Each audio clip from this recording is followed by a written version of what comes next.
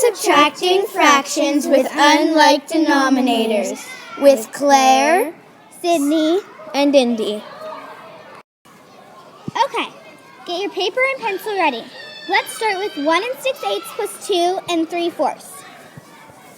For a problem like this, we're going to need to change the denominators so that they're both the same. So, Sydney, how can we change 4 into 8? Okay, well, this would be multiplication. So what and would you we do? 4 times 2, because 4 times 2 equals 8, and you have to do the same as the bottom to the top. So you also do 3 times 2, which is 6.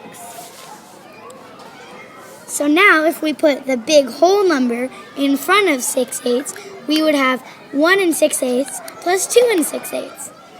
And now we have to add it up since our problem is addition. Okay, so let's start with the whole number. 1 plus 2 equals 3, and 6 plus 6 equals 12, but we do not add the denominator, so it'd be 12/8. But let's make it into a mixed number because that's an improper fraction and that doesn't sound good. So the 3 might stay the same, but it probably won't.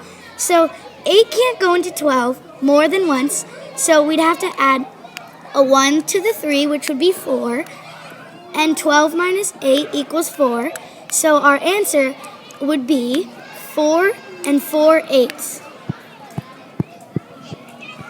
You could also call it 4 1/2. 4 1/2. That's true. Nice job, Indy. Thanks for watching. This time, let's try subtraction. Our problem will be 3 3/4 minus 2 5/16. Sydney, why don't you take the lead? Okay, since we want to have the same denominators, what would we do to change 4 into 16? Claire, why don't you take it from here? Okay, well, 4 times 4 equals 16, so we'd have to do that. And then the rule is that you have to do the same to the bottom as the top, so 3 times 4 is 12.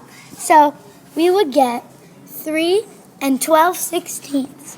And then, since this 5/16 is already 16ths, all we have to do is subtract it. So, Sydney, what would we do now?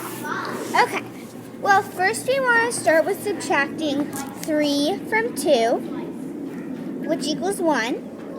Then, Claire, what's the next step? We'd have to do 12 minus 5, and that equals 7, but we do not subtract the denominators. So our answer would be 1 7/16. Voila.